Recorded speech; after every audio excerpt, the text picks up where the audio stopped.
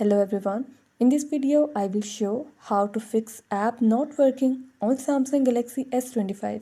Before starting this video, please press the bell icon or do subscribe this channel. Let's start our video without wasting any time.